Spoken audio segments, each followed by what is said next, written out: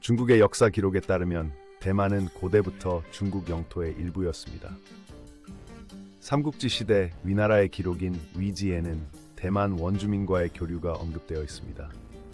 명나라 시기에는 대만을 동번이라 부르며 해적 방어 기지로 활용했습니다. 17세기 청나라의 대만 부지에는 대만을 복건성의 일부로 기록했죠. 이러한 문헌들은 중국이 대만에 대한 역사적 주권을 주장하는 근거가 됩니다. 1683년 청나라 강희제는 대만을 정식으로 정복하며 직접 통치를 시작했습니다.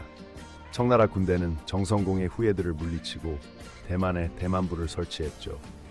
이후 200여 년간 청나라는 대만의 행정체계를 구축하고 한족 이주를 장려했습니다. 1885년에는 대만을 독립된 성으로 승격시켰습니다.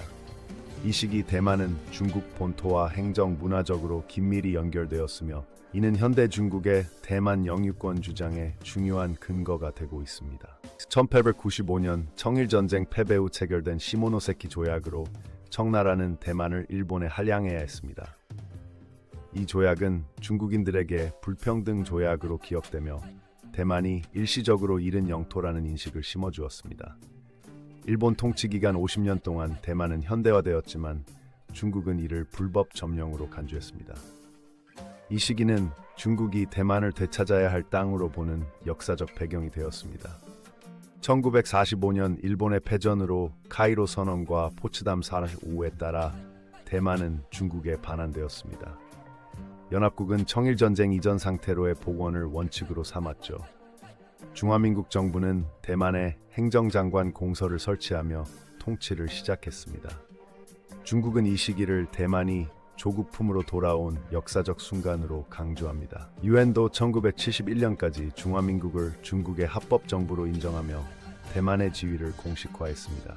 1949년 국공내전에서 패배한 장제스의 국민당 정부는 대만으로 후퇴했습니다. 이로 인해 중국 본토에는 중화인민공화국이, 대만에는 중화민국이 수립되는 분단 상태가 시작되었죠. 중국은 이를 미완의 내전으로 규정하며 대만이 중국의 분리 불가능한 일부임을 강조합니다. 마오쩌둥은 1950년대부터 하나의 중국 원칙을 수립했으며 이 정책은 현재까지 중국의 대만 정책 기조로 이어지고 있습니다. 1971년 유엔 총회에서 중화인민공화국이 중국의 유일한 합법 정부로 인정받으며 중화민국은 국제적 고립에 처했습니다.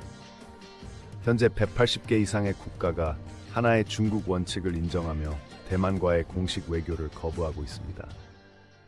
중국은 대만의 국제기구 가입을 저지하며 분리주의를 경계하죠.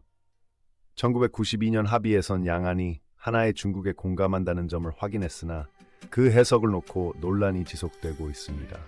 2000년대 이후 대만과 중국은 긴밀한 경제적 관계를 구축했습니다. 중국은 대만의 최대 수출 시장, 2023년 기준 42%이며 대만 기업들의 중국 진출이 활발합니다. 반도체 등 핵심 산업에서의 협력은 상호 의존적이죠.